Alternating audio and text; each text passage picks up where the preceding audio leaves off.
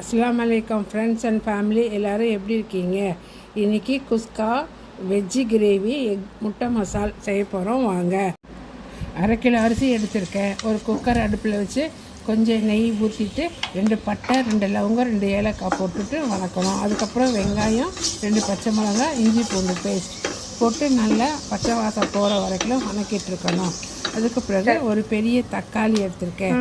அந்த தக்காளி அதில் போட்டு வணக்கினதுக்கப்புறம் நமக்கு நான் 1/2 கிலோ அரிசிக்கு தேவையான தண்ணி 1 லிட்டர் தண்ணி ஊற்றி உப்பு போட்டு கொத்தமல்லி தழை கொஞ்சம் போட்டு நல்லா கொதிக்க வைக்கணும். கொதிச்சதுக்கப்புறம் அரிசியை போட்டு கலக்கி விட்டு உப்பு சரியாக பார்த்து குக்கரில் நான் 1 விசில் விட்டு குக்கர் அடுப்பில் வச்சுட்டு கொஞ்சம் எண்ணெய் ஊற்றி சீரகங்கள் போட்டுட்டு சின்ன வெங்காயம் போட்டு நல்லா வதக்குங்க. அதுக்கப்புறம் அதில் கொஞ்சம் இஞ்சி பூண்டு பேஸ்ட் போடணும். போட்டு பச்சை வாசம் போகிற வரைக்கும் வதக்கிட்டு இருக்கணும். அதுக்கு தேவையான காய் கேரட்டு பீன்ஸு மீன் மேக்கர் எடுத்திருக்கேன். இதையும் நல்லா அதில் கலந்து விட்டுக்கணும். அதுக்கப்புறம் அதுக்கு தேவையான மிளகாப்பொடி மல்லிப்பொடி மஞ்சப்பொடி உப்பு தேவையான அளவு போட்டு கலக்கிடுங்க.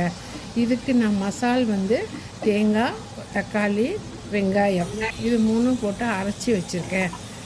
அரைச்சிருக்கிற தேங்காய் மசாலா கிரேவியை அதிலே போட்டு மீன் மேக்கரும் அதிலே போட்டு நல்லா கலக்கி விட்டுருங்க. கலக்கி விட்டு கொதிக்க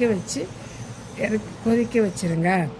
முட்டை மசால் செய்யறதுக்கு தேவையான பொருட்கள் எடுத்து வச்சுருக்கேன் பாருங்கள்.